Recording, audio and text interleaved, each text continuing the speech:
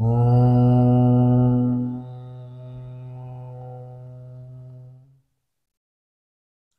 नमस्ते। आज की मनुस्मृति की कक्षा में आप सबका स्वागत है। यदि आप लोगों को इन कक्षाओं से लाभ हो रहा है, आपके ज्ञान में वृद्धि हो रही है, या मनुस्मृति के बारे में जो भी भ्रांति आपने सुनी है वो दूर हो रही हैं, तो हमें कमेंट करके अवश्य बताएं। हम आपके सारे कमेंट्स पढ़ते हैं और हमारा चैनल सब्सक्राइब अवश्य करें। आप लोगों का सपोर्ट ही हमें हमारे प्रयासों के लिए प्रोत्साहित करता है। तो पिछली कक्षा में हमने मनुस्मृति का जो हमारा 5वां अध्याय था उसमें पत्नी धर्म विषय में मनुस्मृति के क्या विचार है वो हमने देखे थे। अब हम इसी में आगे देखते हैं। तो आज का हमारा श्लोक है, पतिम हित्वा अपकृष्टम स्वमुत्कृष्टम या निषेवते निंदैव सा भवेल्लोके परपूर्वेति चोच्यते। इस श्लोक में मनु महाराज कह रहे हैं कि विवाह होने के बाद तुलनात्मक रूप से किसी अच्छे व्यक्ति के मिलने की संभावना होने पर जो स्त्री अपने निम्न कुल या गुणों वाले पति को छोड़कर उत्तम कुल या गुणों वाले पति का सेवन करती है वह लोगों में निंदा प्राप्त करती है ना। अच्छे की उम्मीद में जो पूरा पिछला पति है उसे छोड़ दिया किसी और के साथ फरार, तो ये निंदित है। ठीक है, अतः इस कारण से पति का त्याग नहीं करनी चाहिए। अच्छा, यहाँ पे जो श्रेष्ठ गुण वाला जो पति है, जैसे कहानी याद आती है, मैं आपको सुनाता हूँ। एक बार क्या होता है, एक मॉल में अच्छे पति की सेल लगती है। ठीक है, तो वहाँ पे एक महिला अच्छे पति को ढूंढने के लिए जाती है। तो वहाँ ग्राउंड फ्लोर पे क्या होता है कि बहुत सारे एवरेज लुकिंग लड़के थे, है ना, और उनकी इनकम भी एवरेज थी, ठीक ठाक थी कि फैमिली अच्छे से चल जाए, और बाय नेचर सभी के अच्छे थे। ठीक है, वहाँ पर एक बोर्ड लिखा था, एक बोर्ड लगा था, उस पर लिखा था कि और भी अच्छे पति के लिए अगले फ्लोर पर जाए, लेकिन एक बार जाने के बाद आप दोबारा इस फ्लोर पर नहीं आ सकते। ठीक है, तो वो महिला क्या होती है, अगले फ्लोर पे चली जाती है। अब अगले फ्लोर पर जब जाती है तो वहाँ पे तो और भी अच्छे अच्छे लड़के दिखते हैं वहाँ पे, एकदम हस्बैंड मटेरियल उसको, है ना। वो और भी ज़्यादा दिखने में भी अच्छे थे, उनके सैलरीज भी अच्छी थी, और उनकी क्वालिटीज़ भी डिफाइंड जो थे वहाँ पे वो भी अच्छे अच्छे थे, पिछले वाले लड़कों से कुछ बेटर थे वो। ठीक है, लेकिन वहाँ पर भी बोर्ड लगा हुआ था कि और अच्छे पति के लिए अगले फ्लोर पर जाए, लेकिन एक बार जाने के बाद आप दोबारा इस फ्लोर पर नहीं आ सकते। तो वह महिला और अच्छे की उम्मीद में अगले फ्लोर पे चले जाती है। अब अगले फ्लोर पर तो बिल्कुल ऐसे लड़के थे, बिल्कुल जो मॉडल सेलिब्रिटी है उस लेवल के। ठीक है, और वहां पर बोर्ड लगा हुआ था और भी अच्छे पति के लिए अगले फ्लोर पर जाए, लेकिन एक बार इस फ्लोर से जाने के बाद आप दोबारा इसी फ्लोर पर नहीं आ सकते। वो महिला और अच्छे पति की उम्मीद में अगले फ्लोर पे चले जाती है, लेकिन अगले फ्लोर पे जो हॉल होता है वो पूरा खाली होता है। वहां पे किनारे पे एक गेट होता है, वहां पे एग्जिट लिखा था, और वहां पे एक गार्ड खड़ा होता है। ठीक है, अब वो वहां पर जैसे ही हॉल में घुसती है तो वहां पर भी एक बोर्ड लिखा रहता है। क्या लिखा रहता है वहां पे कि आपकी उम्मीद बहुत ज्यादा है, आप जैसा पति ढूंढ रहे हैं वैसा पुरुष बना ही नहीं है। ठीक है, अपना समय देने के लिए धन्यवाद। अब ये देख के वो महिला हड़बड़ा जाती है, तो वो नीचे के फ्लोर की तरफ जाने लगती है, लेकिन रूल क्या था कि आप इस फ्लोर से जाने के बाद दोबारा इस फ्लोर पे नहीं जा सकते, वापस इस फ्लोर पर नहीं आ सकते। तो वो जो गार्ड था वो उसे रोक देता है और उसे एग्जिट, वो बाहर का रास्ता उसे दिखा देता है। ठीक है, तो इस कहानी से हम लोगों ने क्या समझा, इस कहानी से हमको एक चीज समझ में आती है कि हमारी जो एक्सपेक्टेशन है वो रियलिस्टिक रखनी चाहिए हमको। ठीक है, इस संसार में जो भी पॉसिबल है वैसा ही स्वीकार करना चाहिए, क्योंकि प्रत्येक मनुष्य में कुछ ना कुछ खामियां तो होंगी, कोई एकदम बिल्कुल गॉड लेवल तो हो ही नहीं सकता, है ना। कोई किसी में पूरी अच्छाइयाँ हो, और पूरी अच्छाइयाँ हो तो आज के समय में वैसा भी किसी को नहीं जमेगा, है ना। तो क्या है कि हमको हमारी जो एक्सपेक्टेशन है उसको जितना हो सके रियलिस्टिक रखनी चाहिए। ये और अच्छा करते जाएंगे तो ऐसे पार्टनर बदलते हुए हमारा जीवन बीत जाएगा। अच्छा, अब यहाँ पर हम लोग ये ना सोचे कि मनु महाराज जी ऐसा बोल रहे हैं कि जिससे एक बार शादी हो गई उसको वैसा ही निभाना पड़ेगा। ठीक है, तो जैसे इसको एक उदाहरण से समझते हैं कि जैसे मनु महाराज ने तो क्या है, शराब पीने को पूर्णतः प्रतिबंधित किया हुआ है, निषेध किया हुआ है। लेकिन अगर जैसे अरेंज मैरिज में क्या होता है कि पूछने पे भी कई लोग छुपा देते हैं, नहीं पीते करके बोल देते हैं, ठीक है।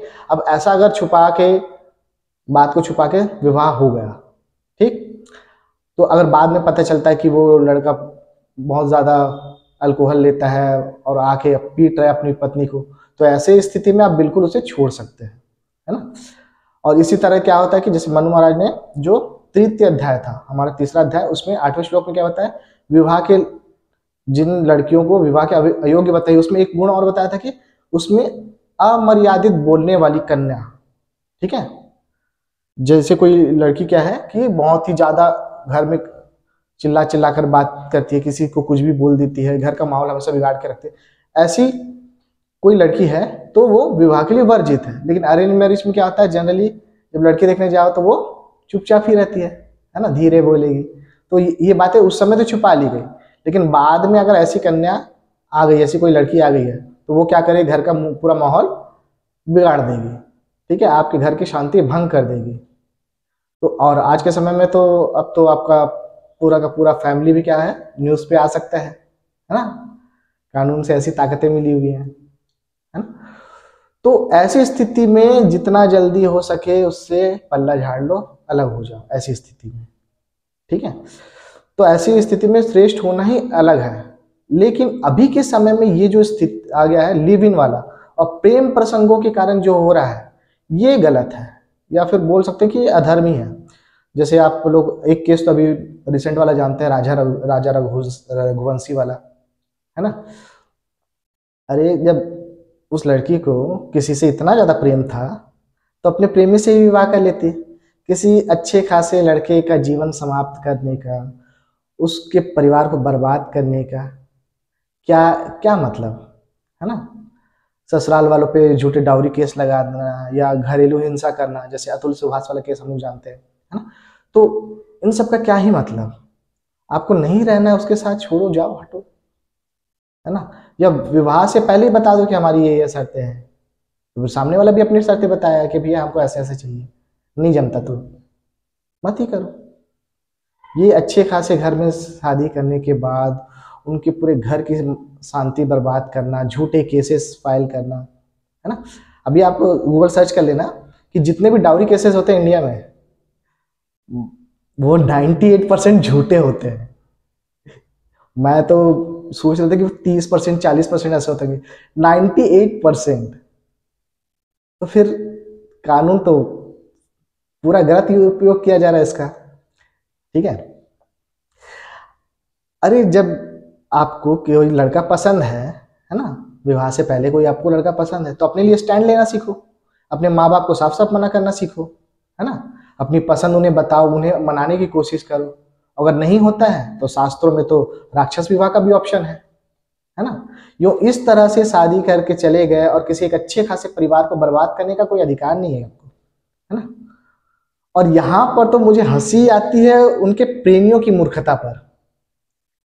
अरे भाई, जिसने तुम्हें अपने पति से अच्छा जानकर अपने पति को निपटा दिया तुम्हारे लिए, ठीक है, तो क्या गारंटी है कि कल को उसे कोई आपसे और अच्छा नहीं मिलेगा, उसे कोई और पसंद नहीं आएगा। और अगर ऐसा हो गया तो वो आपकी फील्डिंग सेट नहीं करेगी, इस बात की क्या गारंटी, है ना। तो अब इसी में आप देखते हैं कि जैसे आप विवाह से पहले कितनों के साथ लिव इन रह चुके हैं, है ना। अगर कोई बहुत सारा लिव इन रिलेशनशिप में विवाह से पहले रह चुका है, तो विवाह के बाद वो किसी एक के साथ कैसे रह पाएगा, है ना। अगर जो कई सारे पार्टनर विवाह से पहले बदल चुका है, तो विवाह के बाद वो कैसे रह पाएगा, ठीक है। क्योंकि विवाह से पहले तो और अच्छा करते हुए कई पार्टनर बदल लिए गए हैं, और लिव इन में तो बिल्कुल पति पत्नी जैसे ही रहते हैं। तो विवाह के बाद जब सही में पति पत्नी बन जाएंगे, तो फिर क्या गारंटी कि आप ऐसे पार्टनर नहीं बदलते रहोगे, आप एक के साथ संतुष्ट हो जाओगे, ठीक है। और इस तरह से अगर पार्टनर बदलते रहोगे जीवन भर, तो आप अपने लिए, अपने परिवार के लिए, धर्म के लिए, देश के लिए कुछ कर पाओगे? आपको समय ही नहीं मिलेगा, और ना ही आपकी इतनी पूंजी बचेगी, ठीक है। इसलिए यहाँ पे जो ये श्रेष्ठ के चक्कर में जो बदलते रहे हैं, है ना, तो इसको यहाँ पे निंदित माना जा रहा है। अब आगे देखते हैं हमारे अगले श्लोक में।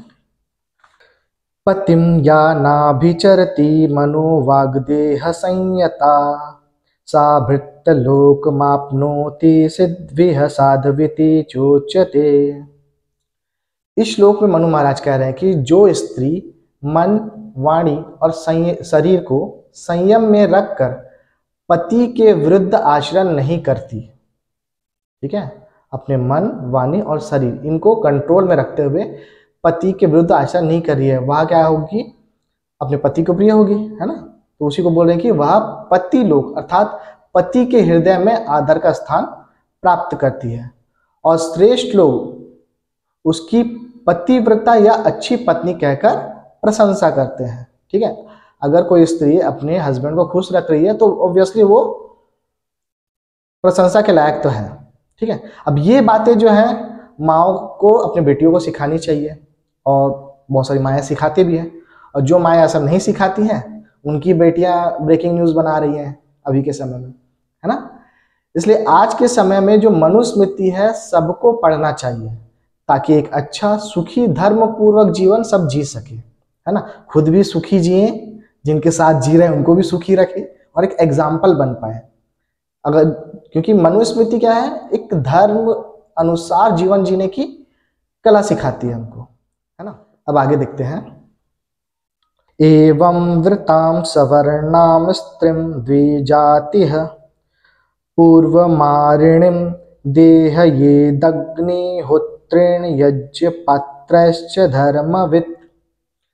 इस श्लोक में मनु महाराज बता रहे हैं कि इस पूर्वोक्त आचरण का पालन करने वाली अपने वर्ण की स्त्री को यदि वह पति से पहले ही मर जाए, ठीक है, जो स्त्री है उसकी मृत्यु उसके पति से पहले हो जाती है, तो धर्म का जानने वाला व्यक्ति यज्ञ पात्रों का प्रयोग करके अग्निहोत्र की विधि से उसका दाह संस्कार करे, मतलब पूरे विधि विधान से उसका अंतिम संस्कार करे, अर्थात यज्ञ पूर्वक उसका अंत्येष्टि संस्कार करे।